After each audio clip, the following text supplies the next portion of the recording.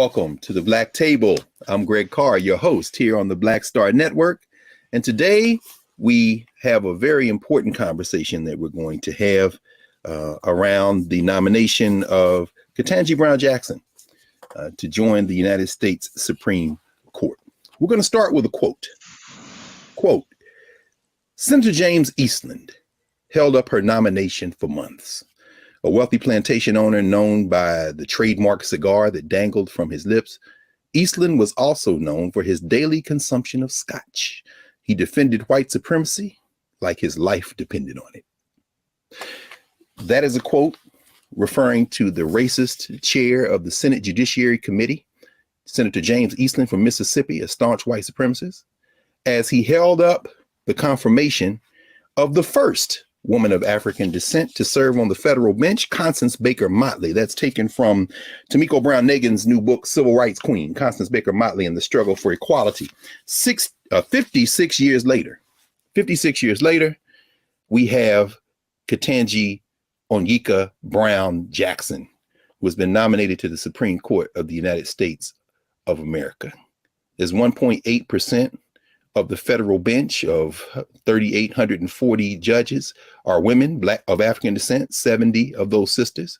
Of the 1,395 sitting judges, there are 56 Black women in the district courts of the United States of America. And of the 809 appellate judges, only 13 are Black women.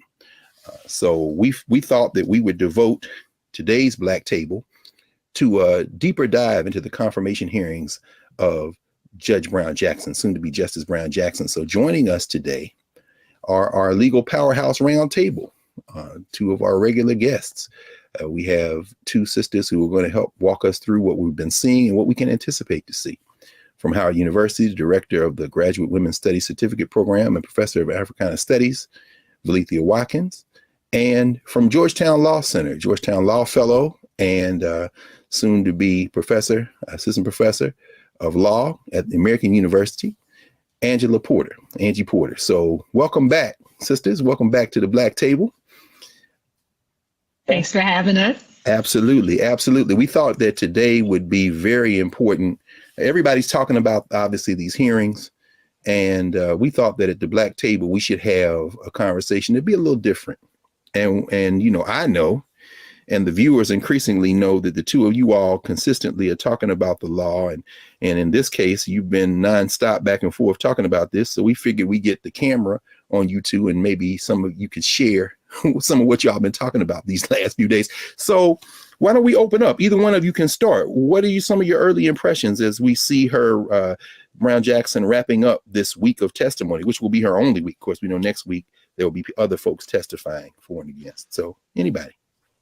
Well, you began with a quote, and it brought to my mind a quote by Anna Julia Cooper from 1892, when she said, "When and where I enter in the quiet, undisputed dignity of my womanhood, then and there the entire race enters with me." And what I thought about is that we all collectively felt the conditions and context under which she was being interrogated, and the extent to which she was disrespected and insulted. We certainly, and to have that take place with her parents sitting there, one generation removed from Jim Crow segregation, having lived through that. And I think collectively we felt in the spirit what it meant to be grace under fire. We felt what she probably felt in terms of wanting to really tell them what she really thought. But I think she understood the assignment and she delivered. She definitely was grace under fire. She definitely demonstrated that she has a command of the law, that she is highly skilled, and she demonstrated that she was the daughter of educators, because I think she was able, when given the respectful opportunity to address the substantive issue, to break down complex legal concepts and ideals in a way that is understandable, in a way that the average person could grasp. So I'm looking forward to her in that context, being a liaison to the community and to help people understand the law better. That's very important. That's one of the reasons why I really am glad that you all were available on short notice for us to have this conversation. Certainly, we've been laughing about the fact that if you speak Ebonics, which includes, of course, verbal and visual cues, you can read all of the shade she's given, particularly those racists on the clipping those consonants at the end of her words and some of those looks on her face. And her parents, of course, as you say, sitting there, two HBCU grads, and her father went to North Carolina Central undergrad. I think her brother went to Howard, didn't he? I think it was undergraduate work at Howard. I mean, the race is all over this thing in so many ways. Angie, what do you think as you've been observing these conversations? Well, first I want to say, because last time we were together, we talked about several of the women on the short list. Yes. And so I just want to start off by, giving them a shout out because I can't imagine how it must feel to have such an opportunity presented to you. People like Leandra Kruger, Michelle Childs, Wilhelmina Wright, and the many others we talked about. And then, that once in a lifetime opportunity is gone. So I just want to say I remember them, while also saying that Ketanji Brown Jackson has shown us that, man, she a bad girl. She a bad girl. And if I'm not infantilizing her, I'm not insulting her. That's the highest compliment. She bad. Yes. And folks who underestimate her or who challenge her need to watch out because she a bad girl. And so that's what she showed all of us these last couple of days. And I'm sure, that's what we do. That's what our people do. We go in there, and as you said, if you catch the language, if you catch the cadence, you know what is being said, even without words. And I think that she really channeled that tradition these last couple of days, relying on something that was deep in there in her identity. A friend of mine, a dear friend of mine, Reagan Henderson, she actually works at a law firm. She does diversity work. She was tuning in and she messaged me and said, Angie, I feel triggered. And I think a lot of people said that to me these last couple of days. And I'm sure we've heard that in our community. I feel triggered watching this because, as a Black woman, you have to go in the room and you're overqualified and it's not enough just to be that. And as a lawyer who's watched these confirmation hearings and who's worked for judges and appeared before judges, I just gave a gentle reminder that, hey, this is what they do. This is to be expected behavior. It's political theater. Mm-hmm. They are playing their own game. And Ketanji Brown Jackson is not a spring chicken to this. This is her fourth time going through such a proceeding. This is the most intense one, I would say, but she knows, and she also is playing strategy. She knows when she can nod and when she shouldn't. She knows when she can become impassioned and when she can't. And so I want us to appreciate her agency and her strategy as well, because she is also participating in what has become, unfortunately, over the years, a game. But she played that game. And that's why I say she a bad girl, because she played it well. That's excellent. In fact, we should talk about that probably when we after we pause in a minute or two for when we come back, because I know you've been reading, among other things, the transcript from the Senate hearings for Thurgood Marshall's confirmation, and you commented on how different that was. And of course, Valika, you remember we were in law school watching Clarence Thomas's confirmations, which were highly politicized. And it made me go back and look and just reflect. Jimmy Carter had no judicial appointments. Of course, the guy who came after him, Reagan, got several bites at the apple with O'Connor and Rehnquist and Scalia. His nomination of Robert Bork, of course, as we know, becomes the turning point. Bork was a pure ideologue. And since then, these hearings have become so incredibly political. And so wondering, as we kind of take the next couple of minutes, what does it say about where we are that Black folk in general and Black women in particular, the handful, have to be almost superhuman in terms of their credentials. I mean, Constance Baker Motley argued 10 cases before the Supreme Court, and she was 9-1. And the one that she lost, Swain versus Alabama, ended up being overturned, and they used her arguments to go. I mean, and Ketanji Brown Jackson is arguably the most qualified nominee in the history of the Supreme Court. What does it say to have to be that? What does that say to y'all about the standard that we are assessed by in this society, particularly Black women? Well, I think we need to be very careful as we're looking at this, because, one of the things I find problematic is sometimes when Democrats are trying to laud the credentials of one of theirs, they're often prone to quote Republicans as not as a bipartisan way of talking about these issues, but as a way to say, well, they have given a stamp of validation or approval, and you never see the opposite happen. So I think she very much understood. I think what Professor Angie was talking about, Porter, what she was talking about, that she had strategy, and she understood that they were deploying certain very old tropes and traps, landmines in some of the questions they were asking her. And she carefully and very skillfully navigated those traps. And I think to add to what you were saying, Dr. Carr, her ability to use nonverbal communication cues to throw shade, to speak her, to not just passively accept what she was doing, but to very strategically use her body language to clap back in ways that demonstrated that she had agency and self-respect in the face of these kind of attacks. It was interesting, as we saw, I believe you say, on Wednesday, Cory Booker. I love Cory Booker. He's a beauty, now his image of America is clearly a fantasy. It's almost like talking about Santa Claus, but she teared up a little there.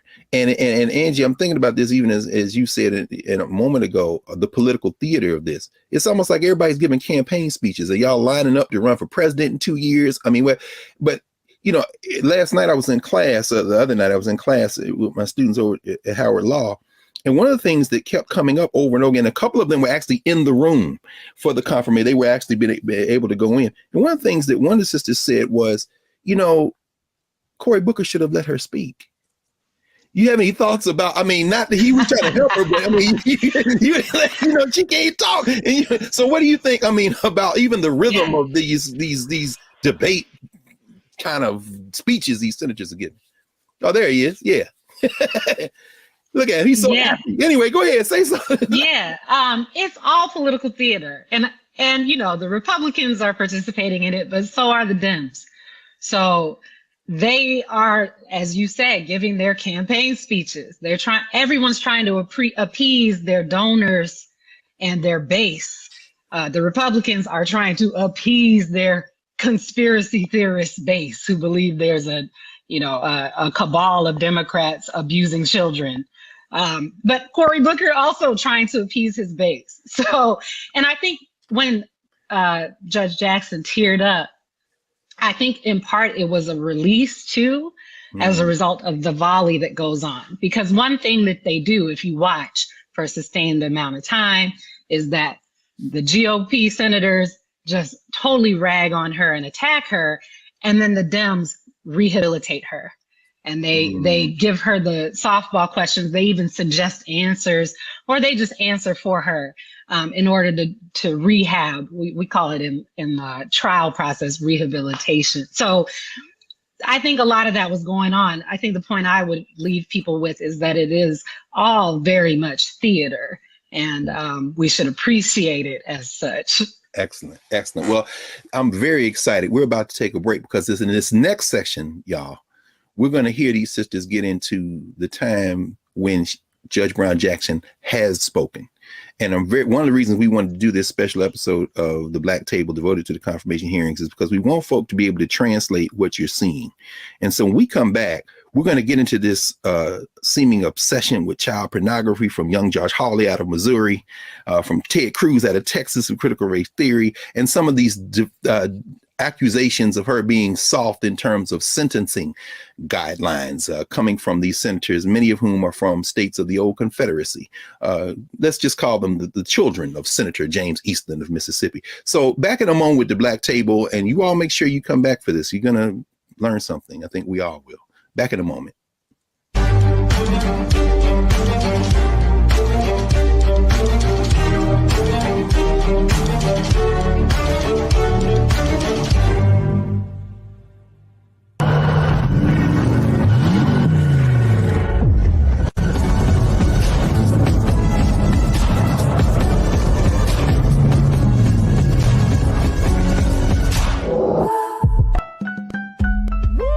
We're all impacted by the culture, whether we know it or not. From politics to music and entertainment, it's a huge part of our lives, and we're going to talk about it every day right here on The Culture with me, Faraji Muhammad, only on the Black Star Network.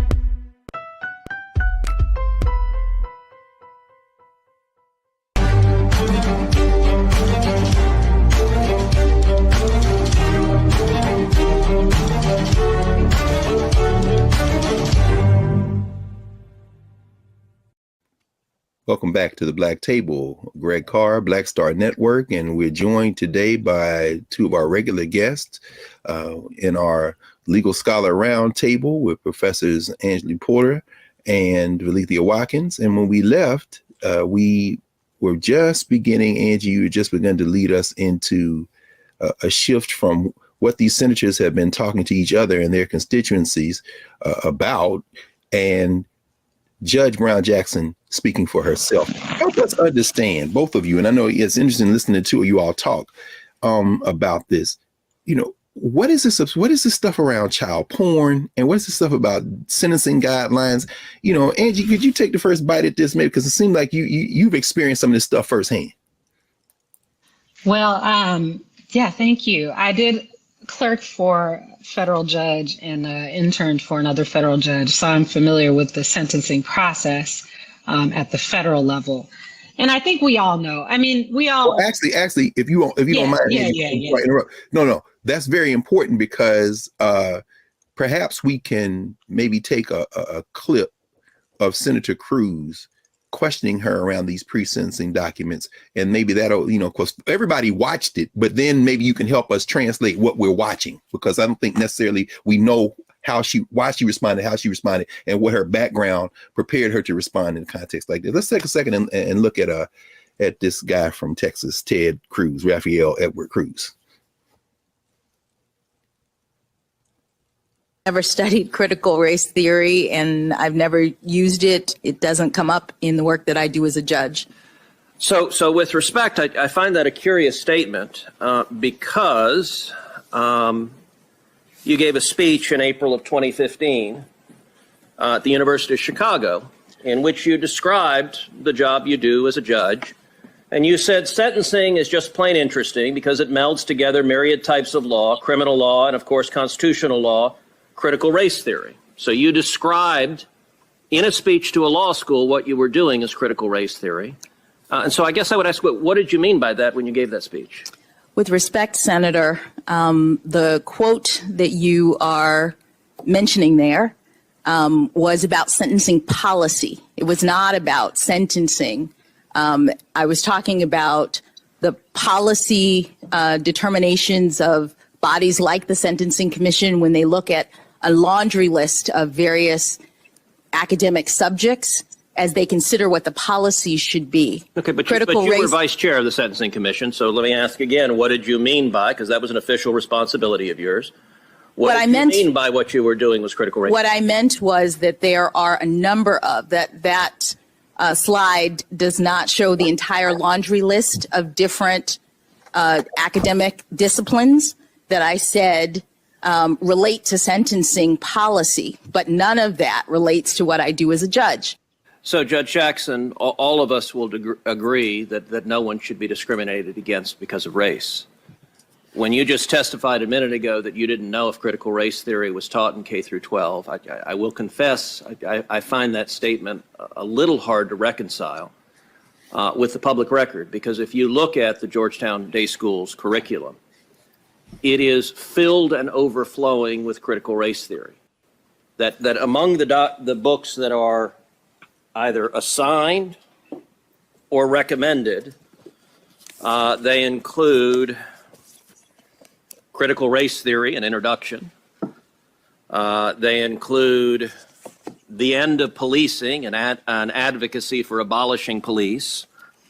They include How to Be an Anti-Racist by Ibram Kendi. They include literally stacks and stacks of books, and I'll tell you two of the ones that were most stunning. They include a book called Anti-Racist Baby by Ibram Kendi. And there are portions of this book that I find really quite remarkable. One portion of the book says babies are taught to be racist or anti-racist. There is no neutrality. Another portion of the book, they recommend to babies confess when being racist.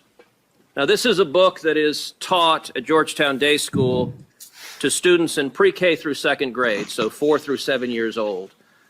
Do you agree with this book that is being taught with kids that babies are racist? Senator,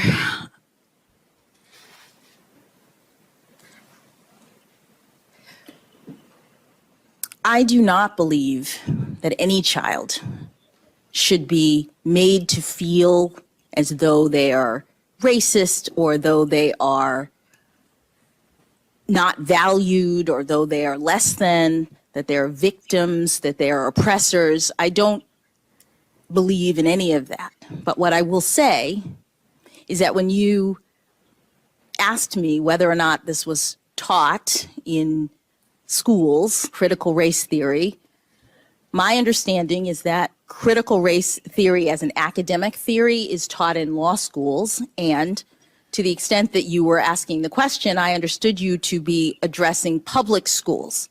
Georgetown Day School, just like the religious school that Justice Barrett was on the board of, is a private school. Okay, so you agree critical race theory is taught at Georgetown Day School? I don't know, because the board is not, the board does not control the curriculum. The board does not focus on that. That's not what we do as board members. So I'm actually not sure. Well, and I'll know. Well, I'll say this. Lethea, you and my fellow Temple alum, Ibram Kendi, is very happy because apparently Anti-Racist Baby has shot to the bestseller list again. I do chuckle when I do read that book, I must confess in that. Now, Stefanczyk and Delgado's little critical race theory primer, that third edition, is very helpful. That was being taught in class. Georgetown Day, isn't that weird, Brett Kavanaugh?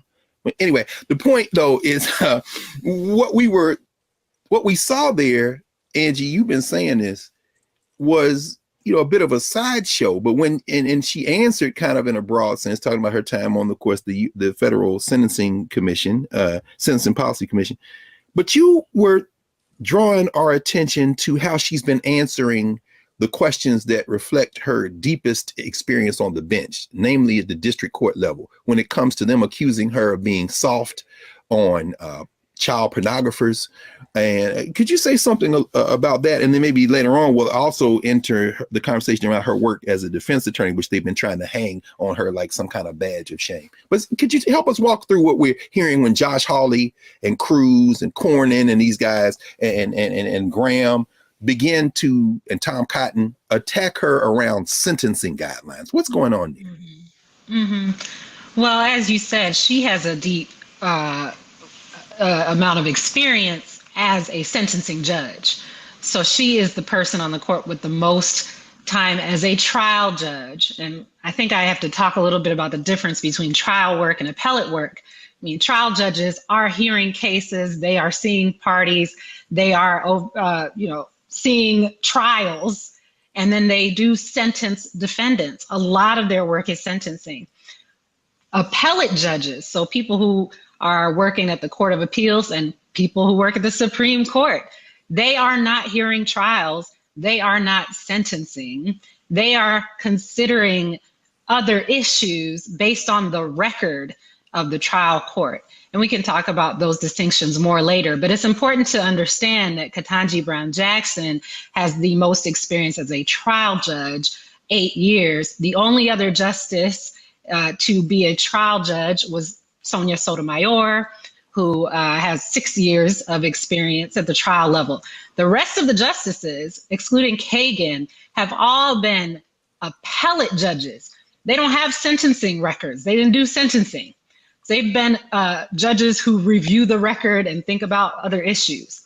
So it makes total sense for this to be fertile battleground for the Republicans to attack this nominee, because this is what she has been doing. And they did not attack the others on this, save for probably Sotomayor.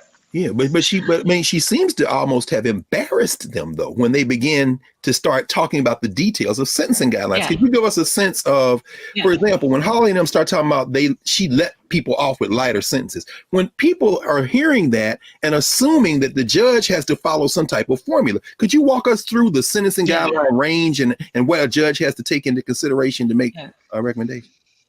Absolutely. So there are a number of factors that judges consider when sentencing.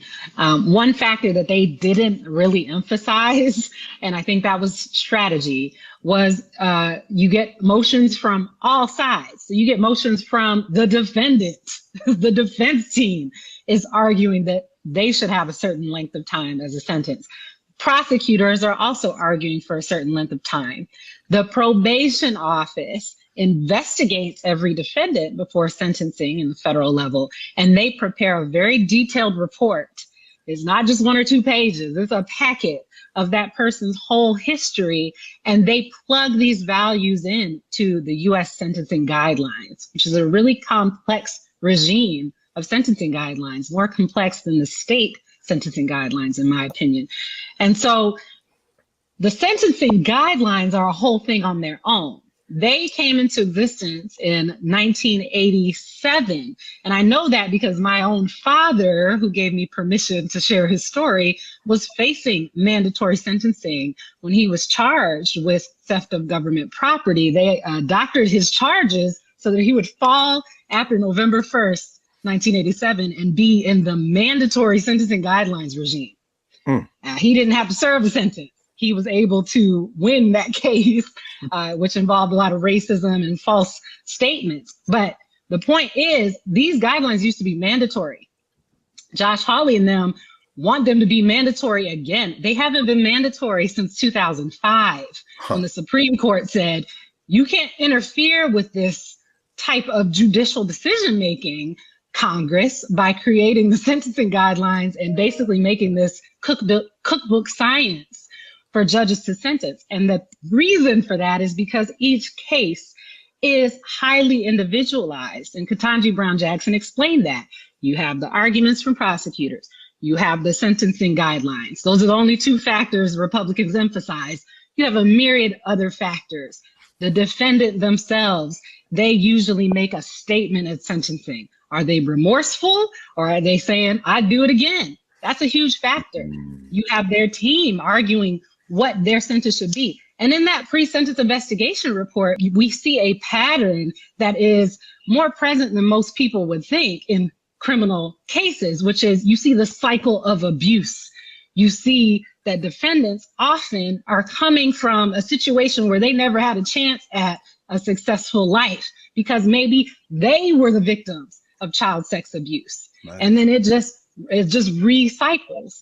And I'll just end by saying, you have witnesses, you have letter writers, you have all of these things. And the only person competent to make that decision is the person who's seen all of that, and that's the judge. And that's why appellate courts give trial judges the discretion on sentencing. They actually defer a lot to the trial judge on sentencing because appellate judges and Congress people in the Senate Judiciary Committee weren't there to meet the real human beings behind the case. So that is enshrined in the system.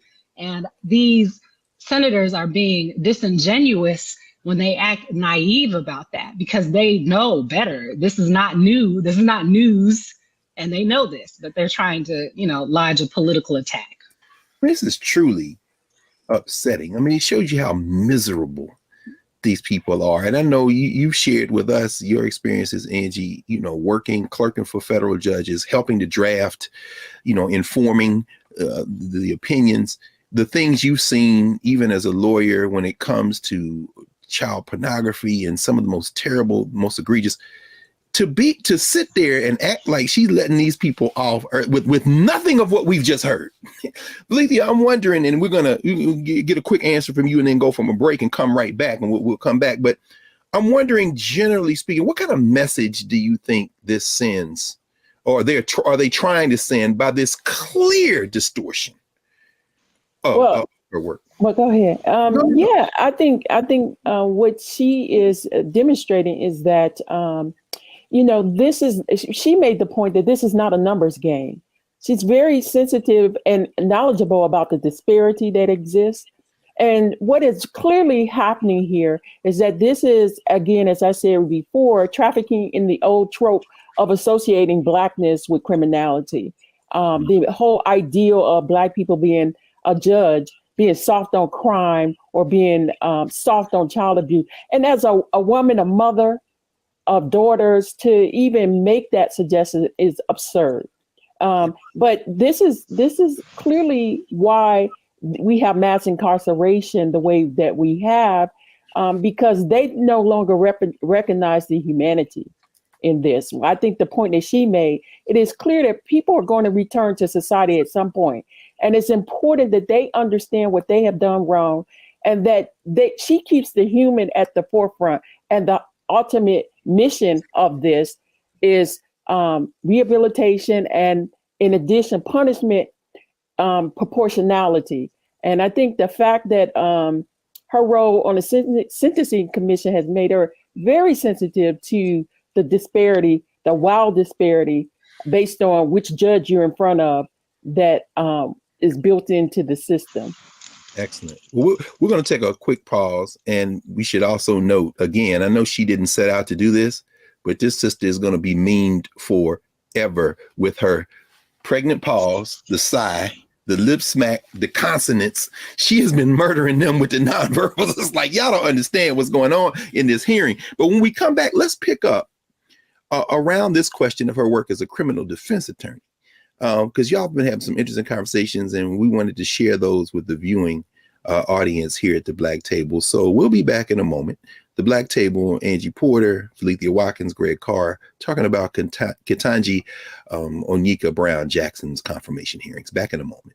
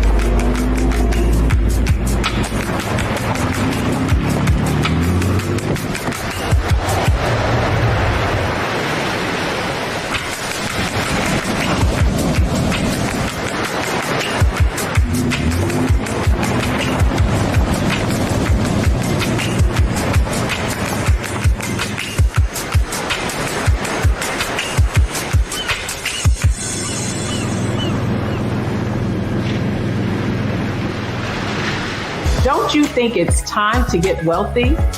I'm Deborah Owens, America's Wealth Coach, and my new show on the Black Star Network focuses on the things your financial advisor or bank isn't telling you. So watch Get Wealthy on the Black Star Network.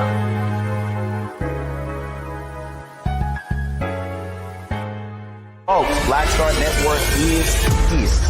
Oh, no punching! I'm real revolutionary right now. Support this man, Black black media. He makes sure that our stories are told. Thank you for being the voice of Black America, Roland. Stay black. I love y'all. All momentum we have now, we have to keep this going. The video looks phenomenal. See, there's a difference between Black Star Network and black-owned media and something like CNN. You can't be black-owned media and be scared. It's time to be smart. Bring your eyeballs home. You dig?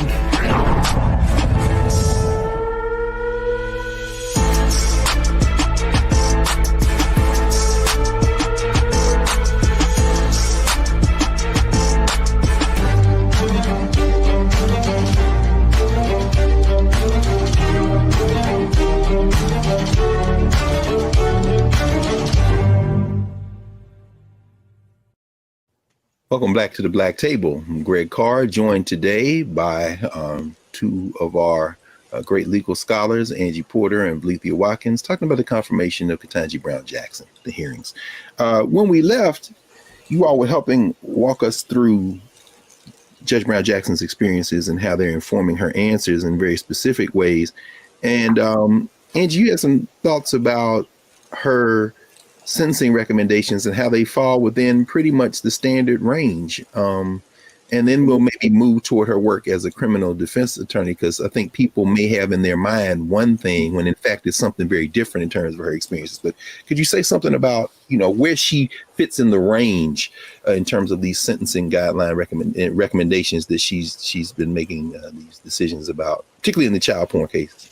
Yeah, I mean, they've chosen child porn as a category and made their little case because they have a political agenda, and their agenda is aligned with wild conspiracy theorists like QAnon people who are emphasizing child sex abuse.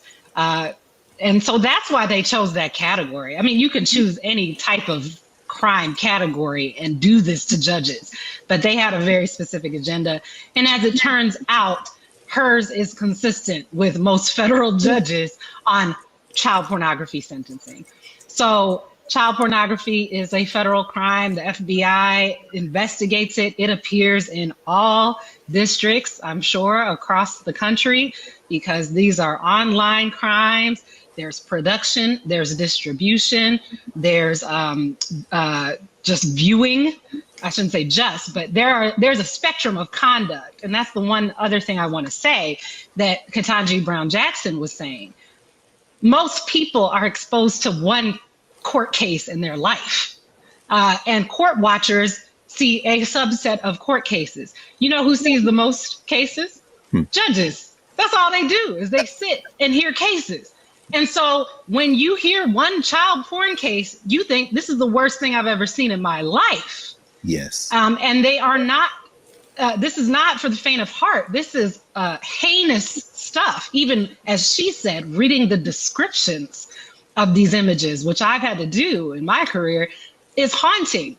But think about if you're a judge and you've seen several of these cases. So the first case might seem like the worst, and then you get somebody who's producing, and that's even worse. And then you get someone who received images, and you're like, well, this is not as bad as the producer. They're all heinous. This is what I mean by a spectrum of conduct. And sentencing tells us, the sentencing regime that Congress created tells us that the person on this end of the spectrum shouldn't have the same sentence as the person over here. But what you see these politicians who know this falsely claiming is that everybody should get life, and they should be under the jail for every child pornography crime. And that's just pure lies. They know that is not how sentencing works. Now that's interesting, Angie, to bring it up. And Vlethia, all three of us have spent time on Connecticut Avenue at Politics and Prose bookstore back and forth. And right next to it is Comet Pizza. And of course, it's Pizzagate. If memory serves me correctly, Vlethia, I don't know if you want to jump in. Didn't Ketanji Brown Jackson sentence the guy that drove up from North Carolina with that gun? Yeah, that was the Pizzagate case, and she was the judge in that case. And she definitely sentenced that person. And he was one of those people listening to the QAnon conspiracy theories.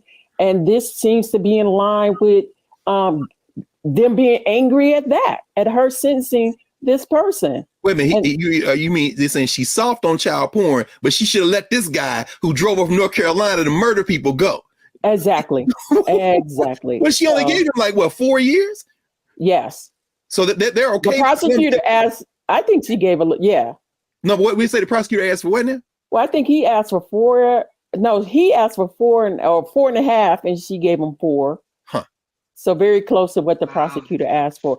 But again, they're talking as if the way they want a judge to react in this case is almost like have a computer and you just plug in some factors and always come out at the top end. Then what's the point of having judges if you're just going to be mechanical about it? And so it's important. And that's what Professor Angie talked about, is the spectrum of seeing the disparity and the differences is important. But this soft on crime charge was the very same. If you go back and look at the confirmation hearings with Thurgood Marshall, the very same charges were leveled at him, that he was soft on crime, by Senator Eastland that you mentioned at the beginning. And so, this, he's coming about at the time of the rebellions in 1967. That's right. And they basically were saying crime is rising and it's Black people, and blackness and crime should be conflated, and you're a Black man, so you can't do justice. Well, let's talk about that. Let's talk about that, three of us. In fact, the two of you all, because a lot has been made of her work as a criminal defense attorney. And we know that in the appointments that Joe Biden has made, roughly a third of which being women of African descent, non-white women, the charges from this Judiciary Committee have been, particularly if they have any background as defense attorneys, like that's a crime or something. Could either of you speak about that? And Angie, you said some things, interestingly enough. People think she was walking in with her little briefcase, defending people, meeting in the jail with them, but that's not at all her background experience. Or am I overstating that? No, I think, there are a lot of misconceptions about just how the legal system works, because we are exposed to it through TV, and appellate experience is not as cinematic because appellate lawyers are writing briefs and they are making arguments to judges, but they don't have the jury.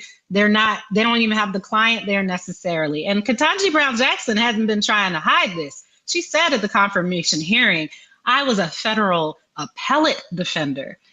Her Guantanamo Bay clients, she didn't even meet them. And she made a point to say that, like, don't get it twisted. And the Senate Judiciary Committee understands what that means. I think a lot of the public doesn't. They think there's just public defenders who are the ones who you typically see on TV at the trial level, not at the appeals level. The trial level public defenders are the ones who are in the hall with the client, who just met the client right before they came to court, or the one they call in because the person doesn't have or can't afford an attorney. And they are the ones churning and churning and churning cases because they have so many. Federal appellate defense work is going to be different. And again, she owns that. It's important to emphasize that here, because if you think they came down on her for federal appellate work, I mean, Thurgood Marshall's the only other justice with criminal defense work. Judges are overwhelmingly prosecutorial in their background experience.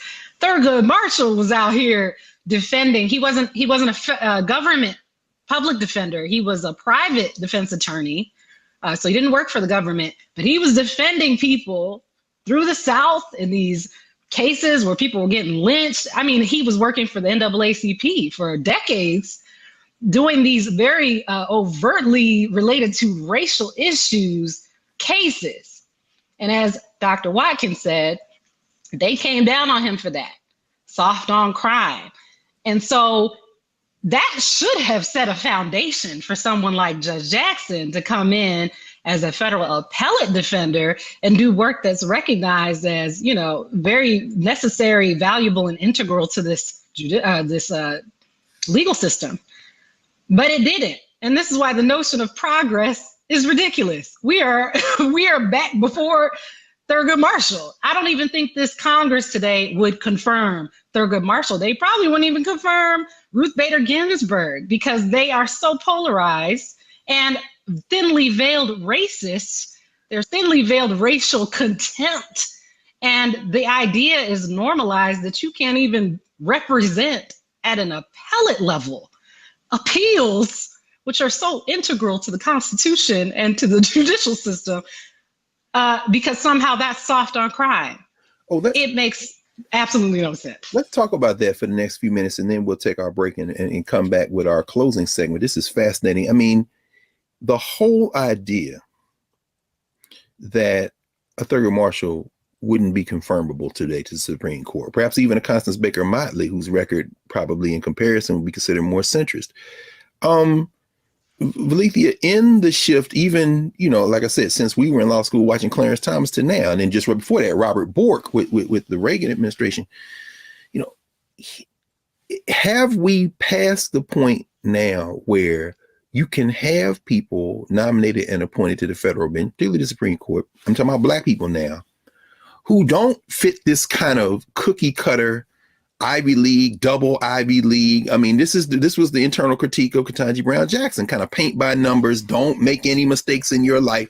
Can you have a forceful intellect like a Pauli Murray type or a Thurgood Marshall type? Could they be appointed today? It would be very difficult for that to happen because, when you talk about, to lean it back to the professional diversity that she's bringing in terms of being a defender, it is just so, the public needs to be educated. You are not your client. And so these people claim to love the Constitution, and yet this role of an adversarial system requires that people defend or provide a service to defenders. And so this system provides a very perverse incentive to not only throw the book at people, but those who have political ambitions to be excessively hard. And so the whole notion of justice is totally thrown out of the window. So in terms of the devolution of the system, it's barely functioning. It's very barely functioning as the Senate and Congress as a political institution. And that's why you have a crisis of legitimacy at the Supreme Court. It's so hyper partisan, so hyper political, that people are not looking at the merits of these people's qualifications. They're looking at which team ideologically are you on and who's going to get the political advantage. So there's barely the even pretext any longer that it is about justice, that is about these high principles that they talk about. It's about political gamesmanship and win it at all costs. Go ahead. Yes. What you just said about the devolution, Dr. Watkins, I mean, that is just resonating with me, because when we look at the court and how it's changed over the years, a lot of people think we're still in the era of the Warren Court, the constitutional revolution. Chief Justice Earl Warren, who was a hallmark of the court when it was doing a lot of things like creating and recognizing rights, various rights for people, including the right to counsel for indigent defendants, with the case was called Gideon versus Wainwright. And so what you're seeing is this intentional carving back. This is Make America Great Again. But it's, make the judiciary pre-Warren Court. And so they get to normalize this narrative that, public defenders aren't a thing. And why should we value your work? So that to me is really the insidious trend that we're seeing throughout politics, but definitely with the attacks on the judiciary. Wow. Well, that goes with your point about them not even funding public defenders and meeting your clients 2 minutes before the trial starts. That's right. They've already shown they don't value. That's right. Public defenders. Let's take a pause. We'll take our final pause, and when we come back, this is a perfect segue for us to consider, because she's going to be confirmed, to consider what's next and what cases she'll be hearing, which ones she may even already said she's going to recuse herself from, unfortunately. But we'll continue back in a moment at the Black Table.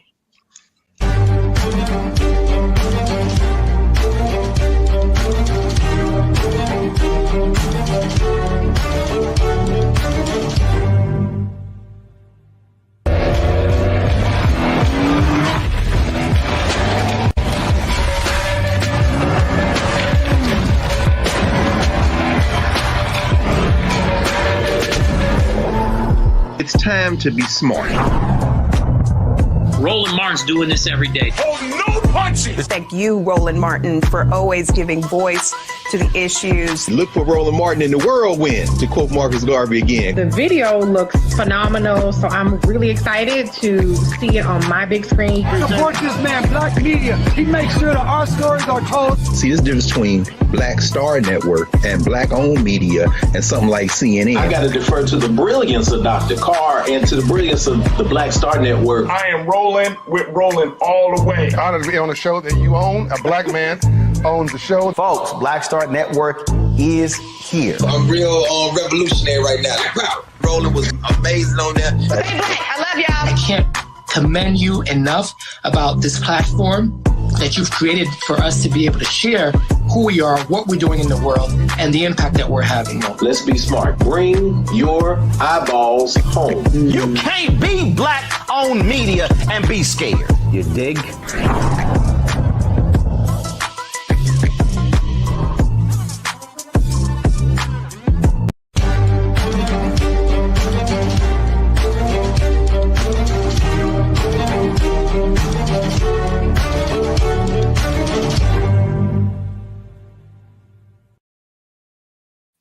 Welcome back to the Black Table. I'm Greg Carr, joined today by Angie Porter and Belethea Watkins, talking about the confirmation hearings of Ketanji Brown Jackson. So as we were talking, let's look ahead. Brown Jackson said that she would recuse herself from the Students for Fair Admissions versus Harvard case, the affirmative action case that the court will be hearing. And any of you all have any thoughts about what Justice Brown Jackson will face on the bench, what the future of the court might look like? Clarence Thomas has been ghost for the past few days. People are speculating perhaps his will be the next seat. I'm one of those people, by the way, that would speculate whenever the next vacancy comes open. I'm thinking it's going to be Clarence Thomas. Any thoughts on what Justice Brown Jackson will be walking into on the court, and how perhaps can we even predict how she would rule on any of these cases? Well, I think it's going to be an interesting new chapter on the Supreme Court when she gets there. We are facing a historic critical mass of women on the court. We will have 4 sitting judges that are women. And so it's really going to lay bare the fallacy of gender uniting women, because they're going to outreach to Amy Coney Barrett. But I think they will not be able to pierce that conservative veil that she's behind. And so I think we're going to have a dynamic duel in terms of dissent between Sotomayor and Jackson. I look forward to hearing her questioning from the bench and the kinds of the insightful and very powerful dissents that they were right. And I'm not leaving Kagan out.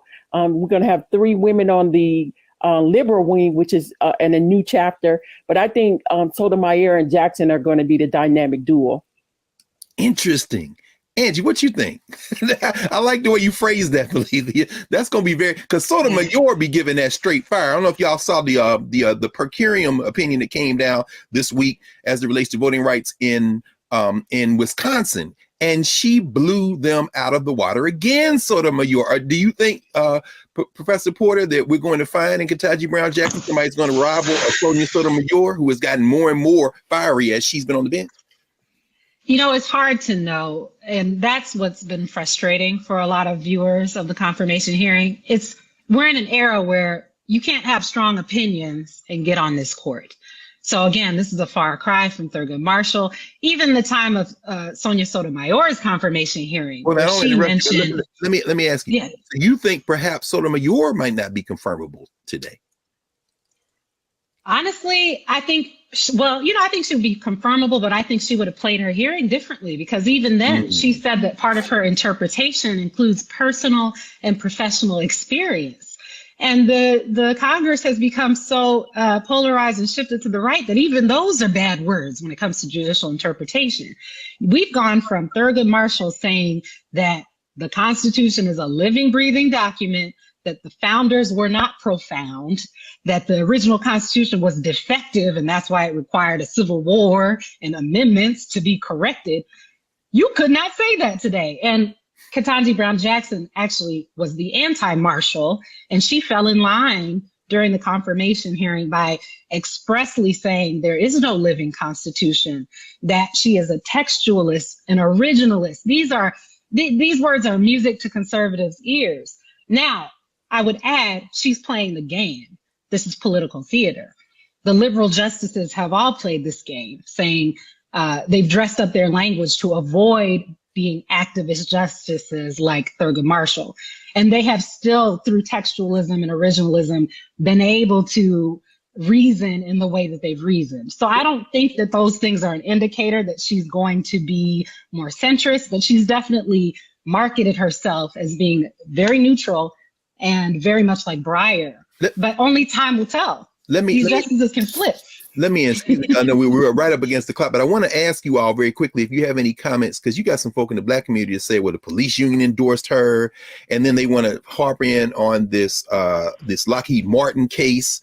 And any thoughts on, for folks who are saying, well, maybe she's a sellout or, Uncle Tom, particularly as it relates to this employment discrimination case that people are trying to hang around her neck, or this idea of the police endorsements? And you want to say, so you shaking your head. So I know you. I mean, it's just hard. You're reading the tea leaves at this point. It's hard to know from any one case how she's going to be. And remember, she was a district court judge most of her career.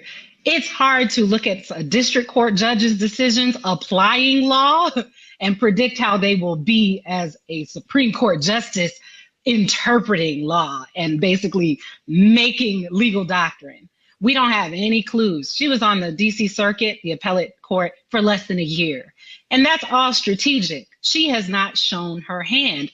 Only time will tell whether she'll be more of a Sotomayor, more of a Thurgood Marshall, more of a Kagan or Breyer. Only time will tell. But it's a lot easier to flip, like Earl Warren did, by the way. They thought he was going to be conservative, and he led the the constitutional revolution. He was the Chief Justice in Brown.